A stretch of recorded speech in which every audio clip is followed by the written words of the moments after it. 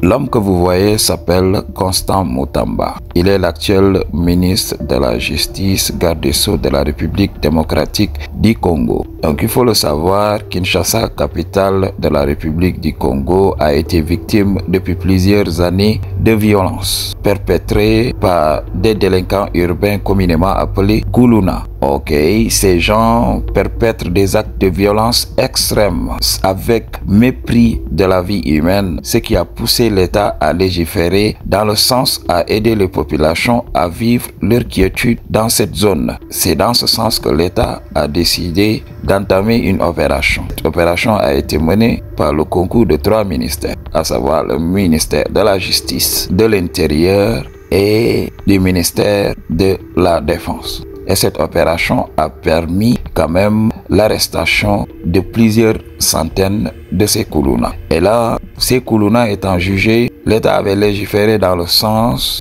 d'ôter le souffle de vie à toute personne s'adonnant à ces violences extrêmes. C'est ce qui a poussé l'État à ôter cette même souffle de vie à plusieurs centaines de ces Kuluna. Et les réactions étaient mitigées. Il y avait beaucoup de gens qui disaient oui, c'était à Dieu de le faire, il ne devait pas faire ça, c'était dû à la pauvreté. Oui, c'était dû à la pauvreté, on le sait. Mais est-ce qu'on peut sauver ces gens? Est-ce qu'il existe des moyens pour sauver ces gens? L'État avait essayé, mais ça n'avait pas marché. Peu importe ce que vous croyez, mais les conséquences sont là. Ok, il faut faire un exemple, mais aussi il faut tirer la sonnette d'alarme pour réveiller ces populations-là, mais aussi pour mettre en garde aussi l'État. Tout simplement, je ne peux pas parler au nom de tous les Congolais, mais il faut mettre en garde l'État. Ça peut être politisé, un droit de vie ou de mort sur chaque personne qui pourrait menacer le système. Parce que selon les dernières informations, il y avait même des individus qui ont été inclus là-bas. Ils ont été jugés d'avoir voulu perpétrer un coup d'État, tout simplement. On ne peut pas comprendre. Le Congo fait partie des pays les plus riches du monde. Le sol du Congo est un sol des plus riches.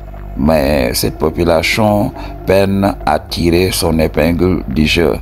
Donc beaucoup disent oui, c'est lié à la pauvreté. Oui, c'est lié à la pauvreté. Avant d'essayer de créer des programmes, il faut essayer quand même d'endiguer le fléau tout simplement.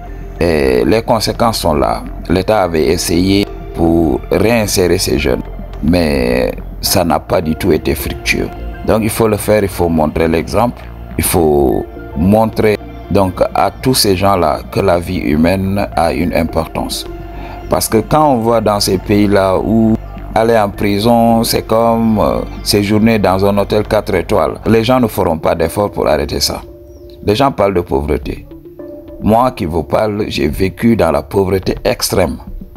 Mais est-ce que je me suis adonné à ça? Personne ne me forçait à aller à l'école, mais je suis allé. Les parents n'avaient pas les moyens, mais j'ai tenu.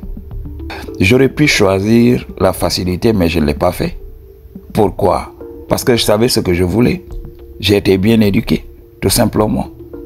Et j'ai résisté à mes pulsions. Regardez par vous-même.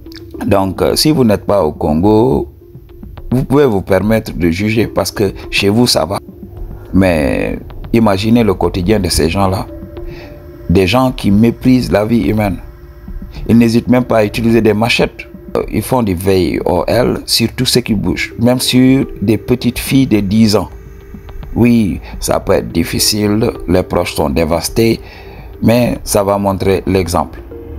Quand la police fait son travail, quand la police enferme quelqu'un, pour moi, si cette personne a effacé un membre de ma famille, ça va être tellement difficile que voilà, même le fait de le voir après, même si il est enfermé à perpétuité, je vais voir que voilà, justice ne m'a pas été rendue. Oui, il faut rendre l'équilibre.